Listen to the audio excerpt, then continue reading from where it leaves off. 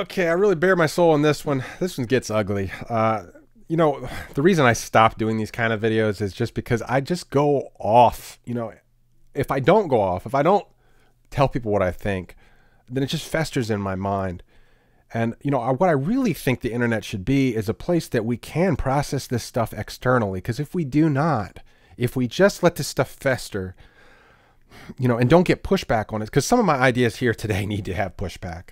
I admit it, and my tone needs to have pushback. What ends up happening is we let other people who have the exact same kind of tone have it in back rooms, you know, that we aren't privy to listen in on. I think it's better to get all this stuff out in the open and let's talk about it. I'm not happy with my tone today, and it frustrates me. But what I've seen in my own personal life when it comes to politics or religion and philosophy, issues of state or issues of society and culture, like, I'm very opinionated about these things, and there are times that I'm wrong, but by checking myself and not talking about it, they build up, you know.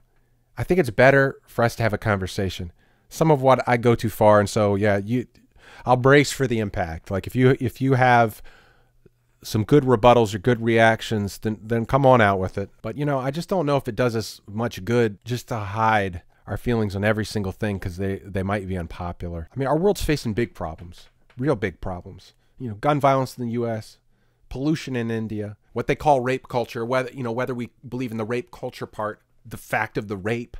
I think we all agree that that is a problem. The sexual harassment, we agree that that's a problem, whether we're feminists or not. Big problems facing us. Pollution worldwide is a problem. It's not just in India. So these are big problems, but I think we're not going to get to consensus if we don't hash some of this stuff out. I'm beginning to think more and more that conversation is maybe the least effective way of hashing some of this stuff out. That work is probably the best way. And, you know, I'm trying to make some life decisions now that might lead into a better trajectory where I can actually address some of these problems in an actual practical way. You know, I don't want to turn into a rant channel. I don't want to turn into the Rush Limbaugh or Jon Stewart of, you know, whatever side of the coin. I don't want to turn into this radio talk show personality of the internet. That's not my goal here. So I don't know. If you have any ideas about what you think, some people like these rant videos and some people hate them. I just don't know. I mean, I have like two people inside of me. You know, I've got the Hulk and I got the librarian. Both the librarian is so embarrassed. You know, the librarian part of me goes back and watches this and it's like, golly, I don't want anybody to ever see that. It's in there, you know. I mean, the Hulk part of me's in there, and I just don't want him to be pent up and just exploding at the last minute. I want this part of me to be under control, and I want to like channel it into something more creative, cross-cultural, and constructive. And I don't feel like I'm that guy yet, you know. So, you know, you've already seen some of me unhinged in the last year. I don't want this channel to go in some crazy route, you know, and you have to see that all the time. But I'm really starting over with my life, my trade, my views on politics and religion. I want to try to work some of this out and figure some of it out. So I am open to push back on my ideas about climate change. I would like to have better information. I don't want to just go into my own echo chamber bubble, you know? Those are some of my thoughts. I just want to do better than France, or I want to evolve the Frant into something more constructive. I don't think it's there yet. I think it's kind of destructive. There is that part of me that's like, you know, sometimes you have to burn the dead wood in order for the forest to grow again, you know? And so I feel like not talking about some of this stuff is just, some of us have these same ideas, but we're not actually connecting, you know? But I hope we can have an open conversation about this, and I don't want to bully people who believe in climate change. And in this thing, I do go too far, I believe. I think I overstate my case, and so I apologize for my tone in advance. You know, I could delete it, but then again, how do we have a conversation if we can't hash some of this out? And I've, you know, over time, in my defense, I've received a lot of vitriolic, angry comments that have questioned my right to be alive, not just question the validity of my opinion. I hope there's some stuff in here that might actually result in some constructive conversation. This is a long one. You know, if you have time, you can watch it. And I do welcome your feedback. So in the Monday video, I did come out of the closet and let everyone know that I am a climate change denier. I know, I'm a heretic. Now, that does not mean, however, I believe that we just trash the planet or that we shouldn't practice conservation. Interesting word, that. Conservation. Have you thought about where that comes from? Conservative? Like, I don't think we need to take our personal liberties, individual or corporate. I don't think we should ever let that get to the point where we're destroying the planet. And part of what my whole thesis is right now, trying to build a better me, is to try to reduce as much as possible any way I contribute to the pollution of the world. A lot of this just ends up becoming this little faith-based like ideology, like, oh yay, I'm on this team. I'm on team climate change is real. Are you changing your life? Really? Or we're still having this conversation via the internet. You know what that means, right? What I'm sick of is just these token stances that everyone has. They're just carrying them on. And to me, it reminds me so much of Christian faith. It reminds so much. Because in Christian faith, it's like, you were born again if you believe in Jesus Christ in your heart and confess with your mouth that God raised him from the dead, and you're automatically into heaven. And so you got people running around just like, I'm a Christian. I love Jesus. And you look at their life. Oh, you just molested a child. Oh, you just committed adultery. Oh, you just money laundered and we caught you. Like, oh, well, Jesus forgives. So no change in the person's actual life. And that's what I see happening with these political debates all the time. I'm not saying that we should pollute the world.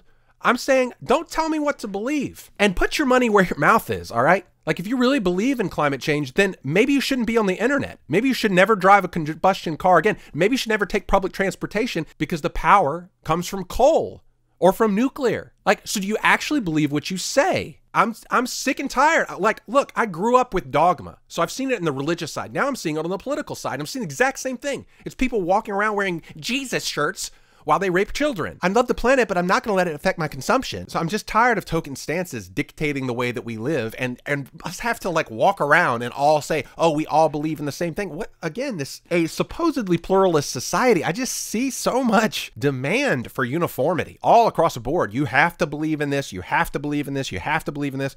It's like, well, maybe I'll just show that by my action. Do I have to make that kind of video because everyone else makes it? You know, again, this demand for uniformity. I elaborate on that rant a little bit here, but yeah, I'm not a fan of, in general, when the government does it, because it seems like a great thing at the beginning, but then...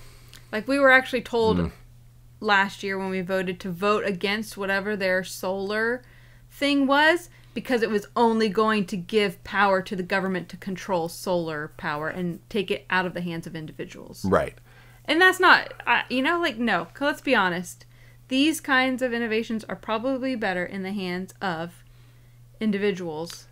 You know, and I just, like because let's be honest, look how inefficient our governments are. I mean, it's not just your government, it's our government as well. I mean, they are notorious for wasting money on projects that make no sense. And if you actually just had a whole list of them, you'd be like, or just like projects. Yeah, right? Or like taking over and then telling you how you have to do it. Right. And you have to fit this regulation, fit this regulation, this regulation. So as far as the freakish weather problems, look, I've lived in Florida all my life. Our worst hurricane year was El Nino year. Had nothing to do with climate change. El Nino was not is a weather pattern that has happened for years. Okay, this is not something man invented. I think it's honestly a left-wing version of Y2K. I don't know if you remember what Y2K was, but you don't remember it because it didn't happen. It was a generally conservative fear of what the computers were going to do to us, and it was going to be an apocalypse, and everyone stockpiled extra food because the computers were going to reset when it hit the year 2000. And all these experts said it was going to happen. Like, this is going to be a big deal. All it takes is 5 smart people to agree on something, and then everyone else will join in because they want to be part of the cool club. All the experts last year, 99% of the experts said that Hillary Clinton was going to win. She didn't. The experts are dumber than they've ever been in the history of the world. And, you know, it's not the first time that oracles and prophets have been wrong. So I find the scientific community acting more like an oracle, more like a prophet doomsday scenario than I do for actually acting like scientists. I do believe in cleaner air. I'm not on board with conservative just like, oh, let's just trash everything. But then again, like, we've had conservatives in power here, and I've seen how America looks under conservative power, and it's not a trash heap. So I don't know where that's coming from.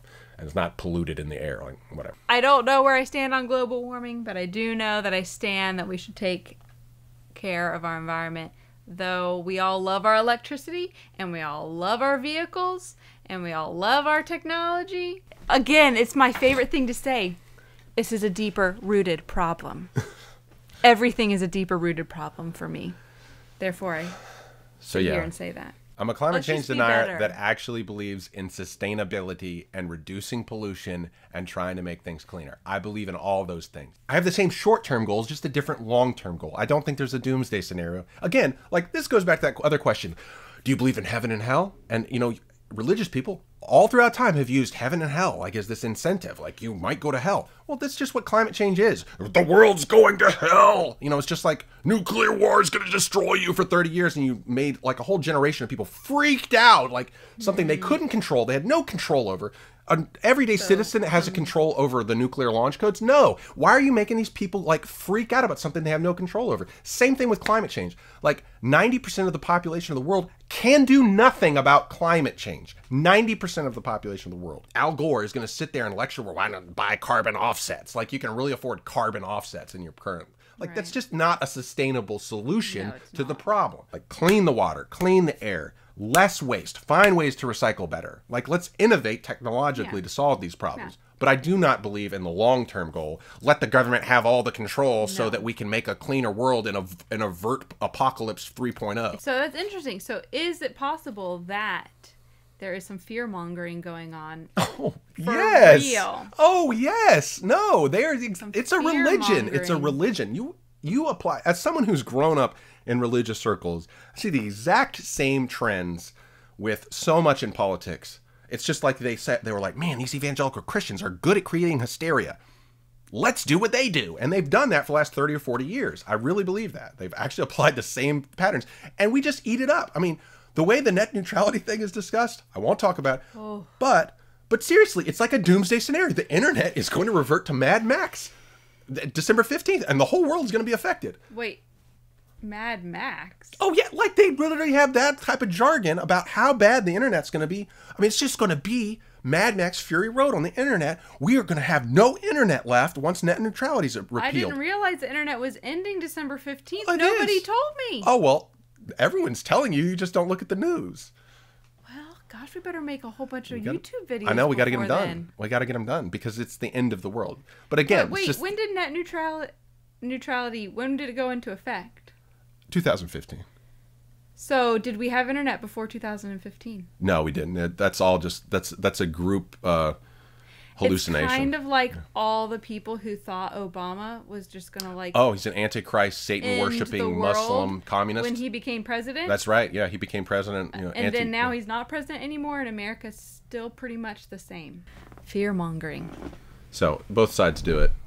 I'm just tired of being held over the barrel by some, promise of hell, this side of death or the other side of death. And I think the other thing too about always coming back to letting the government intervene and put regulations and stop those greedy, disgusting industrialists from polluting our waters and polluting our airs. There are other recourses here. We have the internet. We keep acting like it's like 200 years ago and there's no way for us to stop some evil corporation. One video can take down a whole company. The newspapers have actually done that in times past, right? Like scooped a story in which somebody was polluting something really bad. The public can say, no, I mean, we were boycotting you now. You got to get your act together. Why we pretend to need outmoded institutions to come in and intervene on these questions. It's an antiquated mindset. We're talking to each other across 10,000 miles here, but we need people in back rooms to tell us what pollution is. You can walk out your front door right now and see pollution in Delhi in the air. You can walk out your front door right now and see pollution in the water in Mumbai. But you're going to lecture me on the other side of the world because I don't believe in climate change. I haven't drank the climate change Kool-Aid. Oh no, Ford doesn't believe in climate change. The world's going to end. Well, for a lot of people, the world's ending right now because pollution is affecting them right now.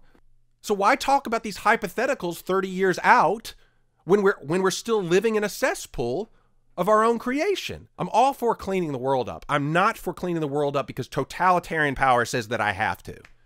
And in the meantime, they're dirtying it on the backside. That's the problem. That's the thing that drives me nuts. The hypocrisy. Oh, American politicians hate guns. Yeah, except when their guns are surrounding them. American politicians hate pollution. Yeah, except when they're driving their private jet. So two standards. No, this two standard thing won't hold anymore. Well, that concludes The Friend for December 8th, 2017. That was definitely more franty. I was hoping that I'd get more positive. Got a frant coming up about something I believe in, not just something that makes me mad, but I'm sure there will be a little bit of frustration with the institutions of the world in this upcoming frant. But I'm hoping to, we'll see if I can get to it next week or not. See if I have the guts to talk about it. Thanks for watching. See ya.